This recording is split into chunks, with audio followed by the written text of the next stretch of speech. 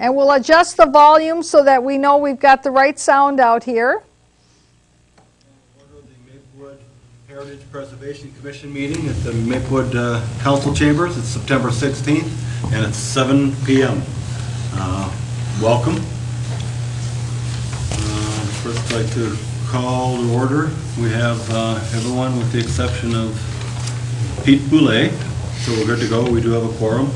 Welcome everyone. Thank you for coming tonight. You would have received your packet of information, and in it would be the agenda. You have an opportunity to review the agenda to see if there's anything else that we would like to add or subtract to the agenda. So of course, this is what a meeting typically, how a meeting typically starts. This is how a meeting typically starts. We're, making sure that there's the roll call, looking at the agenda, approving the agenda, and of course what we're going to do is we're going to fast forward a little bit to the part when they finally get to the meat of the evening, because of course, that's the important stuff and that's the interesting thing. But it is good to know though that there's really a good cross-section of members on the Maplewood Historical Preservation Commission, and that we have folks who have lived in Maplewood only maybe a relatively short period of time. And on the other end of the spectrum, one of the members had been the city clerk for the city of Maplewood for many, many years and a very, very long time. And so there's really a continuity there between younger members and members who are more seasoned, or those who have been in Maplewood all their life, to those, of course, who are relatively newcomers to Maplewood. And this, of course, is an important thing for the Historic Preservation Commission, because it is a good cross-section of people from all walks of life in Maplewood. So let's take a look though at our video clip here. Ward, I would like to break that down to 7B 1, 2, and 3. 1 would be purpose, and then 2. So, and then of course, when we're playing the film footage, we'll make sure we take the words of the show down so you can see the headings that they've got on the film clip. So let's go back to our film clip. Be the names, and then the third item would be, what is it? Is it going to be a plaque? Is it, let's kind of talk about those things. And then offer the names for it. So I guess 1 would be the purpose and the qualifiers, and who qualifies to be an applicant for this. So we want to kind of get that parameters in place. So I just want to add to that one if we could. Anything else for changes or modifications? Under commission presentation, I would like to I guess we'll mention some things going on out at the farm, and I'd also like to mention. Now, of course, while the folks in the back are fast forwarding over to getting to the spot where they're starting to talk about the bridge, one of the things that I want to mention is that another interesting thing is that many of our commission members on the Maplewood Historical Preservation Commission are actually also members of the Maplewood Historical Society. Now, the Maplewood Historical Society has been on the public access programming here on another TV program, and has talked about some of the different events that they've hosted in the past few months, and also have talked a little bit about the history of the Bruntrup Farm, which is probably the main focal point of the Maplewood Historical Society, although they also do have quite a bit in the way of documents that they've been busy scanning. But it's very nice that we have actually this cohesiveness between the society and the commission, because there are certain things that they each do that are separate from each other, but it's good to know what the two hands are doing so that they communicate. So I've gotten the indication that we're ready with our film footage, so let's take a look. Commissioner presentation. I'm willing to accept. And they'll talk about something too, but I'll bring it up then. So Rick wants something under Commission presentation. So anyway, so we're going to fast forward past the approval of the agenda to the next agenda item as we move forward here, so that way we will, otherwise we'll be looking at this meeting for 3 hours. But anyway, one of the things that I think is very interesting in taking a look at this interaction between having a commission, members who serve on the commission, and they also are on the Maplewood Historical Society, is that there's always been this concern about, well, do they have to provide notice to the public when the members who serve on the Preservation Commission are all going to be at the society meeting? And the reason that this has been a concern in the past is because under the Minnesota open meeting law, if you're going to have a quorum of a governing body or a commission or a task force that's been appointed by the city council or something to that effect, that they have to provide written notice to the public, and it has to be posted at the place that's designated for public postings, and it has to be posted 72 hours in advance. So that way the public knows that it's a meeting and that there might be business conducted, and so the public can be there. And it's to prevent having business being conducted behind closed doors. So the question is that if you have members who are on the commission and they're attending the Maplewood Historical Society meeting, do you have to post a notice to say that those people might be at that meeting? Well, the issue is that they're not conducting business as the Maplewood Historic Preservation Commission. They're only attending that meeting as members of the society. And so as long as they're not conducting business of the commission, they certainly can all go to the society meeting as society members. It would be the same as that if you had all the council members all belonged, or the majority of them all belonged to the same church.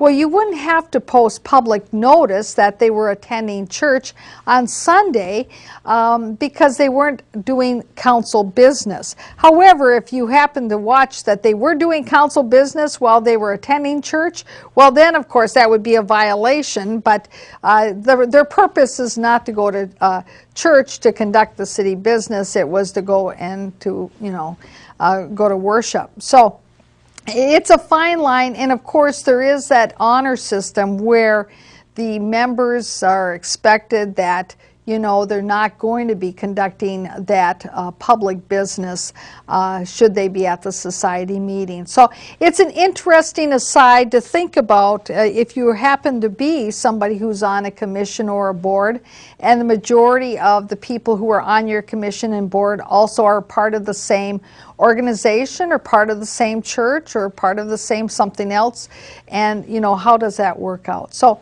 anyway, so let's take a look now at our film footage, and hopefully we're at the spot where they're talking about the bridge, and let's go from here. Okay, let's take a look. Would be for some non-participating items, aesthetic improvements, and also some of the design costs. So with that, Jerry Perch from Kimberly Horn and Associates will be going over the information that was passed out to you this evening on the different concepts and a couple of the elevation views, in addition to some of the form liner options, and then again discuss the pylon and rest stop area aesthetics. So with that, I will call Jerry up here, and what he'll do, he'll give a presentation. He'll just kind of go through that, and I think it'll be kind of a back and forth. So if you do have questions, tonight is meant to be an interactive session, and we're really here to get feedback from you. I read through some of the past minutes, and it sounds like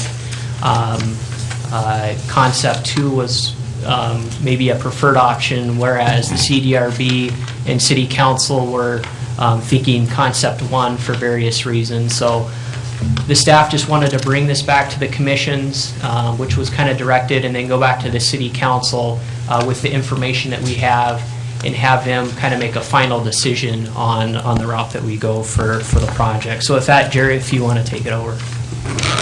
Thank you. Thank you, Chair and Commission.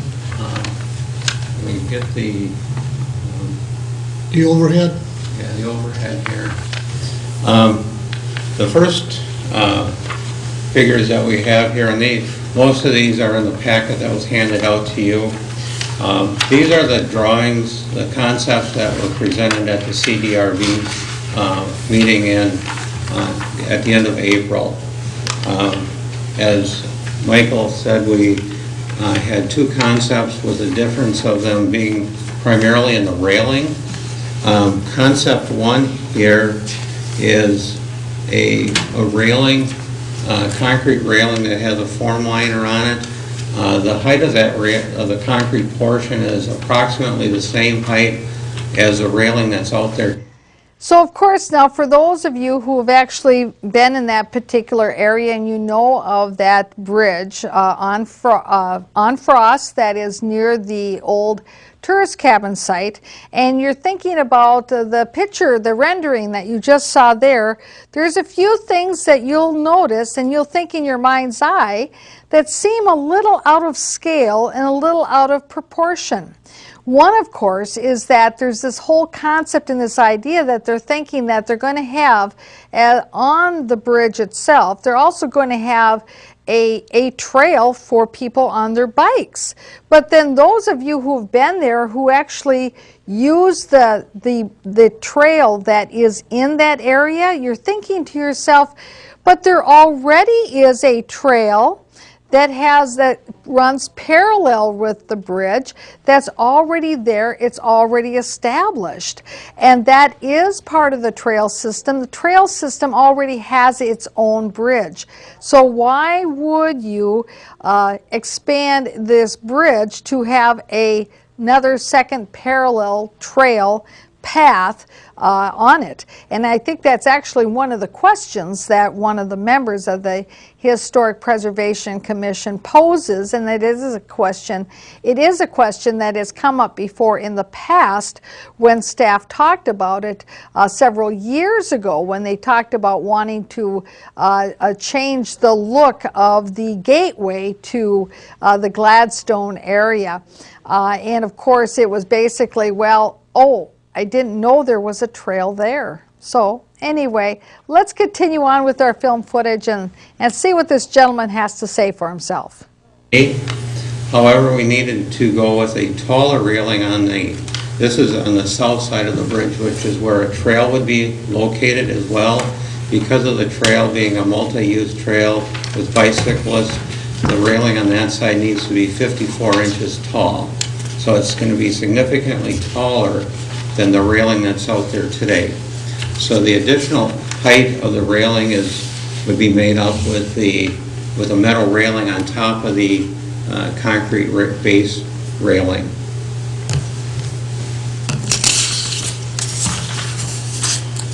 The second concept